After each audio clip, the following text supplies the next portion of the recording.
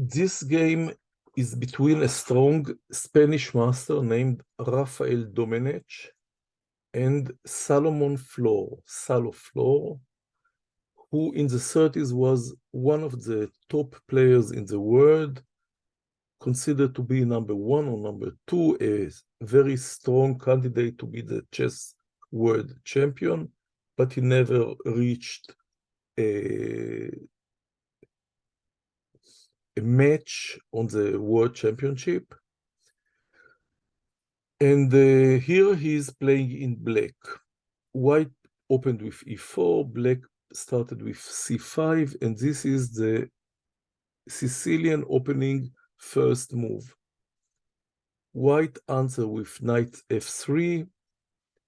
Now black has normally d6 as an opening, knight at c6, but he chose the third option, e6. Normally the move now is d4, leading to a complex tactical game, but white preferred to get out of the normal theory, which maybe he thought Flohr will be much better with knowing it. And Flohr played knight c6. d4, c takes d4, knight takes d4, and black plays knight f6, which is the normal position without the c4. Normally the knight is on c3 in this position. Now white did another strange thing. He took the knight on c6. This is contrary to the rule. It's not a rule, but it's a convention. Don't move your pieces twice in the opening. The idea is to develop the pieces as fast as possible, but white decided to change the pieces. Maybe thought as much as I change pieces, I have better chances to draw the game against such a strong player as Flohr. D takes c6, queen takes queen, king takes queen, and now white has to protect his e4 pawn. He can do it by advancing to e5 and attacking the knight, which is the best move, probably. He preferred to defend it by f3. Okay. In doing f3 and not e5, now forcing the black to move his knight, he enabled black to move e5 and free his bishop that was locked behind this e6 pawn. If you look at the position, the bishop cannot develop. But now, after doing e5, the position is open to the black to develop his pieces. So bishop e3, king c7,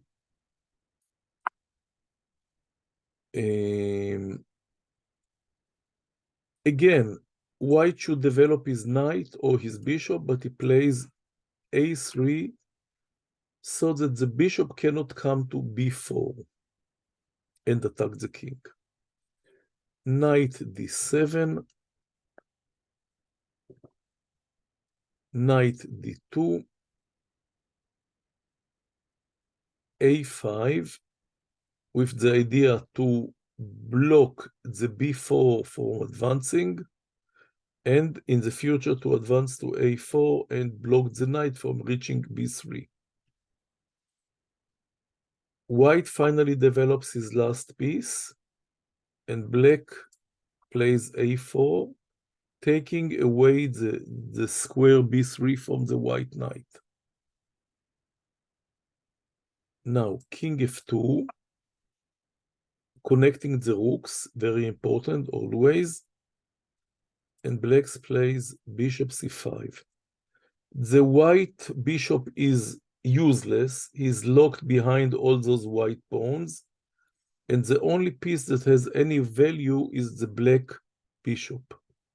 that was leading, and all the square where this bishop was controlling all those square. So bishop c5, and black took the strongest pieces of white, and now he has a dominating knight on c5. Rook a c1, bishop e6, attacking the bishop pawn, and rook h d1, rook h d8. Both sides try to take the open d file, and king e3, protecting again the knight. Another possibility could be knight f1 and trying to exchange the rooks. But white decided to protect the knight. Rook d7, preparing the doubling of the rooks on the d file. g3, rook a to d8, and white plays f4. E takes f4, g takes e4, and now white thinks maybe he can trap the bishop if he managed to advance his pawn to f5. Black sacrifices the exchange, and white takes the rooks with the bishop. Black takes the bishop with the rook, and king f2. Bishop goes to g4, attacking the rook that protects the knight. e5. Bishop takes d1, rook takes d1, and now, even though there are many pieces on and many pawns on the board, you can say that you have reached an endgame of rook and knight to each side, and 6 pawns to each side. The material is completely equal. But I hope that you see that black position is much more active, way better than white position. Knight e6, attacking the pawn. f5. Knight d4, attacking the pawn again. f6. g takes f6, e takes f6, and now knight b3. Again, the material is completely equal. Knight comes to b3. Of course, you cannot take it because the rook will be taken, and the knight is attacked twice, so you have to protect it. So king to e2. Rook takes the knight, rook takes the rook, knight takes the rook, king to d2, and king to d6. And in this position that is completely equal in material, white resigned. Why did he resign?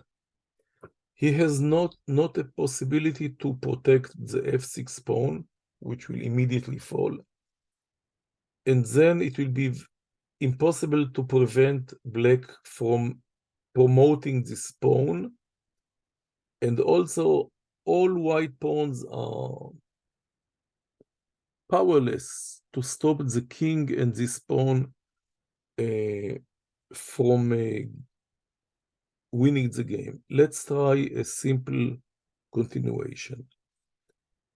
White goes to e3, black to e6, white goes to d4, black takes, white goes to c5, blacks come to g5. I'm just showing you a sample variation, and you will see how many tempi black is ahead. So finally, I can go aside. And white misses the promoting by 3 moves, and of course, without any compensation for the queen, the game is totally lost. Domenech saw it and decided to resign. I hope that you enjoyed the game. It was a game of domination without any material advantage, but Black managed to win very nicely.